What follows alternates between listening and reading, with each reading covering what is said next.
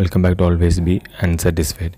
Hikvision corporate model NVRs வந்து பார்த்திங்கன்னா 8க்கு மேலே ஹார்ட் டிஸ்க் போடுவோம். ஸோ 5க்கு மேலே ஹார்ட் டிஸ்க் இன்ஸ்டால் பண்ணுற கார்ப்பரேட் மாடல்ஸ்லேயே ரேடியோ கான்ஃபிகரேஷன் வரும்.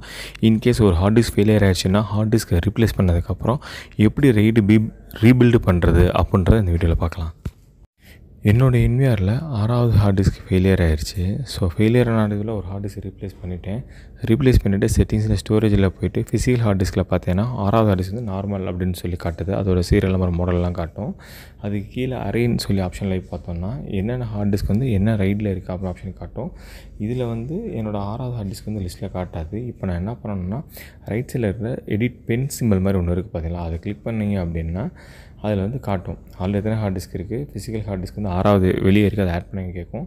ஜஸ்ட்டு கிளிக் பண்ணிவிட்டு கீழே ஓகே கொடுத்துட்டோம் அப்படின்னா அந்த ஹார்ட் டிஸ்க் வந்து ஆட் ஆக போகுது ஓகேவான்னு சொல்லி காட்டும். ஓகே ரிமூவ் பண்ணாதீங்க, ஆஃப் பண்ணாதீங்க, இந்த மாதிரி இன்டிமேஷன் காட்டும். ஸோ கொடுத்துட்டீங்க அப்படின்னா அப்படியே கீழே அறையில் போய் பார்க்கும்போது உங்களுக்கு வந்து என்னோடய 6வது ஹார்ட் டிஸ்க் வந்து ரைட்டில் இன்க்ளூட் ஆகிடுச்சு. நீங்கள் அந்த ஃபிசிக்கல் ஹார்ட் இதில் பார்த்தீங்க அப்படின்னா ரைட்டில் பார்த்தீங்கன்னா ரீபில்டு ஸ்டார்ட் ஆக ஆரம்பிச்சிடும். ஸோ இது வந்து 10 TB ஹார்ட் டிஸ்க்கு சாலிடாக 3 to 4 days வந்து ரீபில்டு ஓடும். ஸோ 3 to 4 days வந்து இன்கேஸ் வேறு ஏதாவது ஹார்ட் டிஸ்க் ஃபெயிலியர் ஆனால் கூட எதையுமே ரிமூவ் பண்ண முடியாத சுச்சுவேஷனாக இருக்கும்.